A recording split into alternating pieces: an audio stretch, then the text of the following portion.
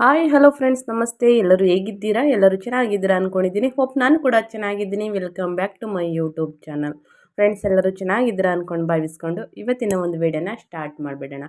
ಸ್ನೇಹಿತರೆ, ಸರ್ಕಾರದಿಂದ ಒಂದು ಹೊಸ ರೂಲ್ಸ್ನ ಜಾರಿಗೆ ತಂದಿದ್ದಾರೆ. ಇದರ ಜೊತೆಗೆ ಗೃಹಲಕ್ಷ್ಮಿ 6,000 ಹಣನ ಯಾವಾಗ ಜಮಾ ಮಾಡ್ತೀವಿ ಅನ್ನೋದನ್ನು ಕೂಡ ತಿಳಿಸಿದ್ದಾರೆ.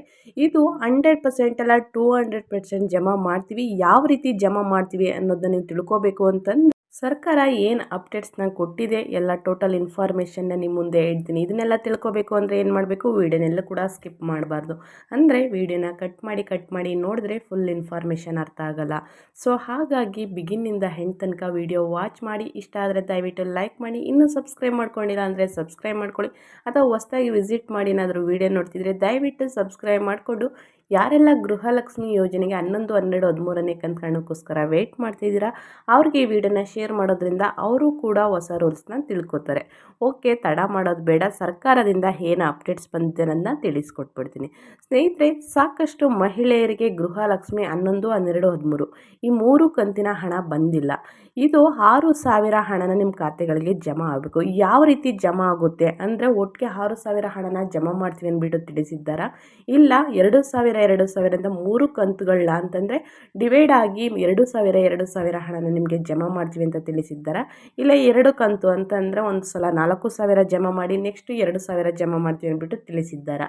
ಎಲ್ಲ ಟೋಟಲ್ ಇನ್ಫಾರ್ಮೇಷನ್ ನಿಮಗೆ ಕೊಡ್ತಾ ಹೋಗ್ತೀನಿ ಸ್ನೇಹಿತರೆ, ಲಕ್ಷ್ಮಿ ಹೆಬ್ಬಾಳ್ಕರ್ ಅವರು ಕೊಟ್ಟಿರೋ ಅಪ್ಡೇಟ್ಸ್ ಏನಂದರೆ, ಯಾರಿಗೆಲ್ಲ 3 ಕಂತು ಹಣ ಬಂದಿಲ್ಲ ಅವ್ರಿಗೆ ಮೊದಲು ಬರೋದು 2,000 ಹಣ ಬಿಡುಗಡೆ. ಅಂದರೆ ದಸರಾ ಹಬ್ಬದ ಮುಂಚೆನೇ ನಿಮ್ಮ ಖಾತೆಗಳಿಗೆ ಹಣ 2,000 ಹಣ ತಲುಪುತ್ತೆ. ಇದಾದ ನಂತರ ದೀಪಾವಳಿ ಹಬ್ಬ ಮುಂಚೆನೇ ನಿಮಗೆ 4,000 ಹಣನ ಜಮಾ ಮಾಡ್ತೀವಿ. ಈ 2 ರೀತಿ ನಿಮಗೆ ಜಮಾ ಮಾಡ್ತೀವಿ ಅಂದ್ಬಿಟ್ಟು ತಿಳಿಸಿದ್ದಾರೆ ಸ್ನೇಹಿತರೆ. ಅಂದರೆ ಟೋಟಲ್ 6,000 ಹಣನ ನಿಮಗೆ ಜಮಾ ಮಾಡ್ತೀವಿ. ಇದು 100% ಅಲ್ಲ, 200% ನಿಜ ಅಂದ್ಬಿಟ್ಟು ಲಕ್ಷ್ಮಿ ಹೆಬ್ಬಾಳ್ಕರ್ ಅವರು ಮಾಧ್ಯಮ ಮುಂದೆ ತಿಳಿಸಿದ್ದಾರೆ. ಏನಪ್ಪ ಹೊಸ ಅಪ್ಡೇಟ್ ಅಂತಂದರೆ ಇದೇ ಹೊಸ ಅಪ್ಡೇಟು. ಏನು ಹೊಸ ರೂಲ್ಸು ಅನ್ನೋದನ್ನ ನೀವು ಕೇಳೋದಾದರೆ ಸ್ನೇಹಿತರೆ, ಸಾಕಷ್ಟು ಮಹಿಳೆಯರು ಏನು ಮಾಡ್ತಾಯಿದ್ದಾರೆ, 11ನೇ ಕಂತು ಹಣ ಬಂದಿಲ್ಲ ಅಂದ್ಬಿಟ್ಟು ಗ್ರಾಮವನ್ನು, ಮೈಸೂರನ್ನು, ಬೆಂಗಳೂರನ್ನು ಈ ರೀತಿ ಕೇಂದ್ರಗಳಲ್ಲಿ ಹೋಗಿ, ಸೇವಾ ಕೇಂದ್ರಗಳಲ್ಲಿ ಹೋಗಿ ಅರ್ಜಿ ಸಲ್ಲಿಸೋಕ್ಕೆ, ಅಂದರೆ 11, 12, 13ನೇ ಕಂತು ಹಣ ಬಂದಿರಲ್ವ, ಸೊ ಹೊಸದಾಗಿ ಅರ್ಜಿ ಸಲ್ಲಿಸೋಣ ಅಂತಂದ್ಬಿಟ್ಟು ಅರ್ಜಿ ಸಲ್ಲಿಸೋಕ್ಕೆ ಪ್ರಯತ್ನ ಮಾಡ್ತಾಯಿದ್ದಾರೆ. ಸೊ ಈ ರೀತಿ ಎಲ್ಲ ಮಾಡೋದು ಬೇಡ. ಯಾಕಂದರೆ 11, 12, 13ನೇ ಕಂತು ಸಾಕಷ್ಟು ಮಹಿಳೆಯರಿಗೆ ಹಣ ಬಂದಿಲ್ಲ.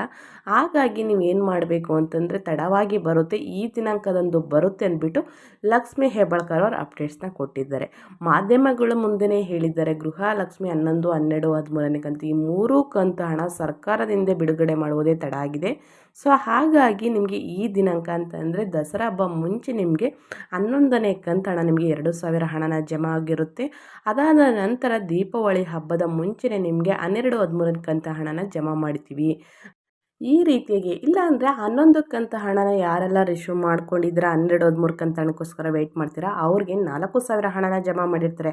ಆವಾಗ ನಮಗೆ 4,000 ಹಣ ಒಟ್ಟಿಗೆ ಬಂದಿದೆ, ನಿಮಗೆ ಮಾತ್ರ 2,000 ಅನ್ನೋದನ್ನ ಕೇಳೋದಾದರೆ ಅವ್ರಿಗೂ ಕೂಡ ಹೇಳಿಲ್ವ, ದೀಪಾವಳಿ ಹಬ್ಬ ಮುಂಚೆನೇ ನಿಮಗೆ ಬರುತ್ತೆ ಅಂತ ತಿಳಿಸ್ಕೊಟ್ಟಿದ್ದಾರೆ.